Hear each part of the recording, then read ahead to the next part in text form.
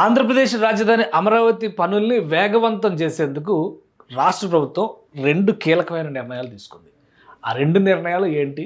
నిజంగానే గత 2 ఏళ్లుగా మనం చెప్తున్నటువంటి మాట నిర్మాణ ప్రణాళిక వేగవంతం అవుతుంది, వేగవంతం అవుతుంది. దానికి తగ్గట్టుగా ఈ నిర్ణయాలు ఉన్నాయా?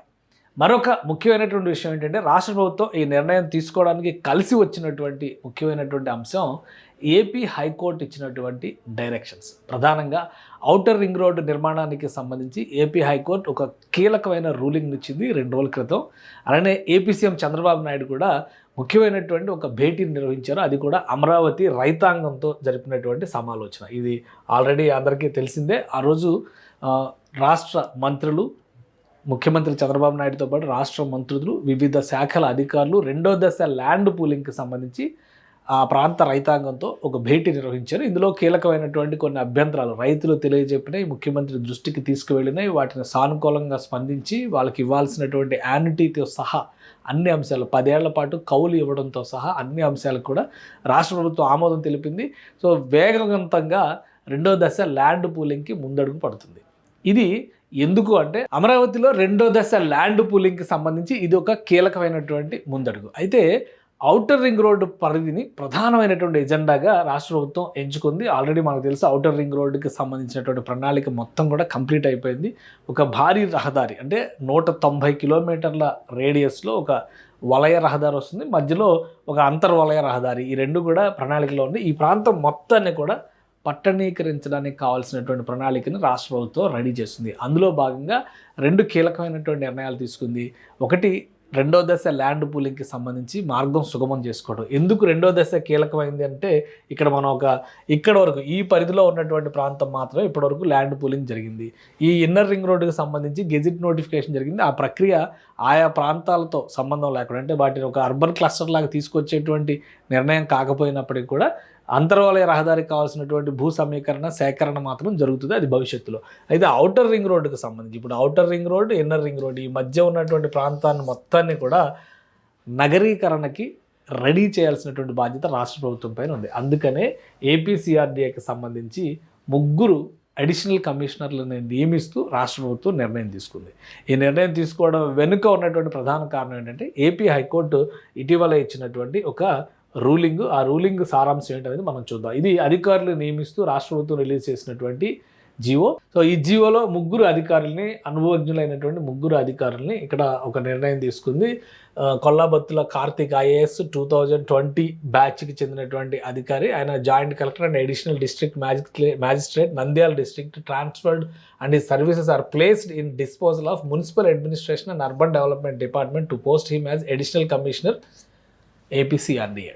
సో అది ఫస్ట్ పోస్టింగ్. 2వ పోస్టింగ్ వచ్చి సూర్యసాయి ప్రవీణ్ చంద్ ఐఏఎస్ 2019. ఆయన్ని జాయింట్ మేనేజింగ్ డైరెక్టర్ ఏపీ ట్రాన్స్కోని ఇక్కడ full additional charge for the post of additional commissioner APCRDA. Already ఏపీసీఆర్డీఏకి ఒక కమిషనర్ ఉన్నారు, అది కూడా మనం డిస్కస్ చేద్దాం. అలానే ఇంకోటి Srimati Pedditi Dhatri Reddy IAS 2020 batch chief executive officer Ratan Tata innovation hub and ex officio deputy secretary to government department of real time governance is placed in full additional charge of post of additional commissioner APCRDA. So 3 కమిషనర్లు additional కమిషనర్ల నియామకం జరిగింది. Already ఏపీసీఆర్డీఏకి ఒక commissioner ఉన్నారు. ఇది కాకుండా మరొక 2 కీలకమైనటువంటి విభాగాలు ఏడీసీఎల్ అంటే అమరావతి డెవలప్మెంట్ కార్పొరేషన్ లిమిటెడ్ అనేటువంటి ఒక సంస్థకి మాజీ ఐఏఎస్ అధికారినిగా రిటైర్ అయినటువంటి లక్ష్మీపార్థసారథి గారు లీడ్ చేస్తున్నారు. ఇంకొకటి ఏజీఐసీఎల్ అంటే Amaravati growth infrastructure corporation limited అనేటువంటి ఇంకో సంస్థని ఇటీవలే స్థాపించారు. స్పెషల్ పర్పస్ వెహికల్ కింద దీన్ని తీసుకొచ్చారు.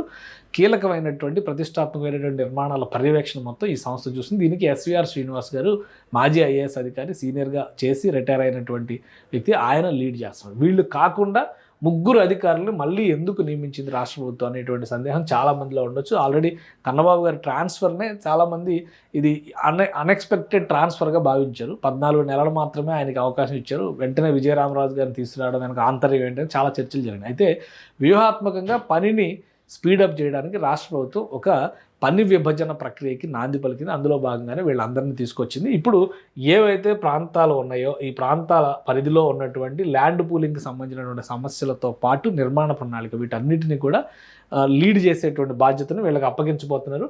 ప్రధానంగా ఏపీ హైకోర్టు ఇచ్చినటువంటి ఒక రూలింగ్ కీలకమైనటువంటి పరిణామం అమరావతి ఔటర్ రింగ్ రోడ్డుకి సంబంధించినటువంటి అనమాట.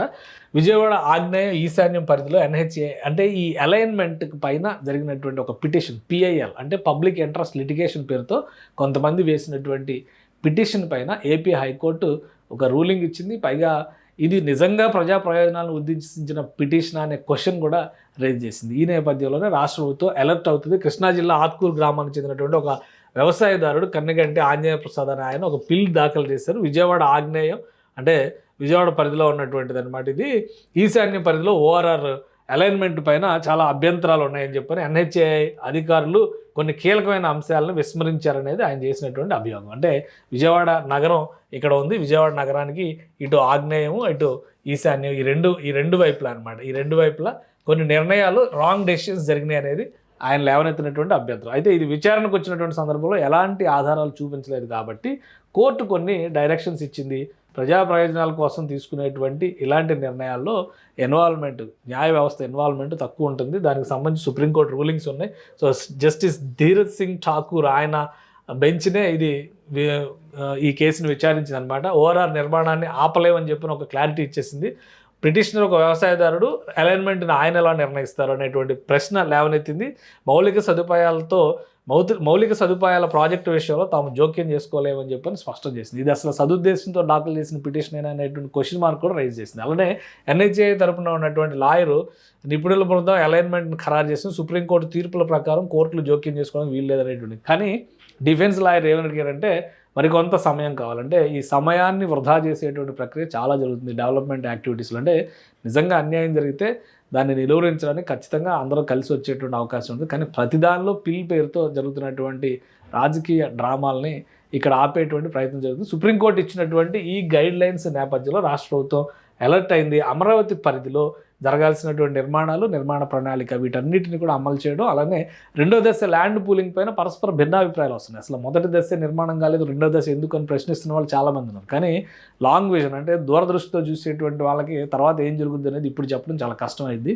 కాబట్టి రాష్ట్ర ప్రభుత్వం ఏంటంటే ఒక ప్రణాళికను తీసుకున్న తర్వాత ఎన్ని సమస్యలు వచ్చినా ముందుకు పోవాలని నిర్ణయం తీసుకుంది. అందులో భాగంగానే ఒక కీలకమైన నిర్ణయం రైతులతో భేటీ కావడం, రైతులకి సంబంధించినటువంటి అభ్యంతరాలపైన నేరుగా ముఖ్యమంత్రి క్లారిటీ ఇవ్వడం, వాళ్ళకి ఇచ్చేటువంటి కాంపన్సేషన్స్ వీటన్నిటిపైన కూడా ఒక స్పష్టత ఇవ్వడం. ఇప్పుడు 10 ఏళ్ళుగా అమరావతి కోసం ల్యాండ్స్ ఇచ్చినటువంటి రైతుల పరిస్థితి ఏంటి అనేటువంటి చర్చ వచ్చినప్పుడు కూడా ఆయన ఒక స్పష్టమైనటువంటి నిర్ణయాన్ని ప్రకటించారు. అమరావతికి చట్టబద్ధత వచ్చింది కాబట్టి ఇక నుంచి ఎవరూ దాన్ని కదిలించేటువంటి అవకాశం లేదనేటువంటి భరోసాని ముఖ్యమంత్రి ఇచ్చారు. దాంతోపాటు ఔటర్ రింగ్ రోడ్డు పరిధిలో ఉన్నటువంటి అలైన్మెంట్స్, ఇప్పుడు outer ring road land pooling జరుగుతుంది.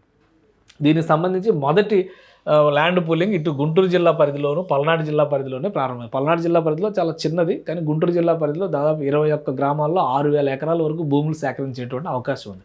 సో ఈ అభ్యంతరాలను కూడా దృష్టిలో పెట్టుకొని అన్నిటికీ ఒక పరిష్కారంగా రాష్ట్ర ప్రభుత్వం ఈ భేటీ నిర్వహించింది. రైతుల్లో భరోసా నింపింది. ప్రత్యేక అధికారులను అడిషనల్ కమిషనర్స్ రూపంలో తీసుకొచ్చింది.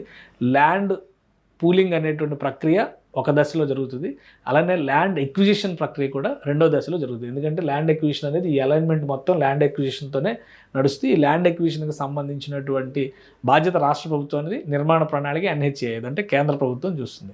కాబట్టి ఔటర్ రింగ్ రోడ్డు పరిధిలో ఒక భారీ అర్బన్ క్లస్టర్ నిర్మాణానికి కావాల్సినటువంటి ప్రణాళికని అమలు చేసేటువంటి క్రమంలోనే రాష్ట్ర ప్రభుత్వం అధికారులని అదనంగా నియమించడంతో పాటు కొన్ని కీలకమైనటువంటి చర్యలు తీసుకుంది.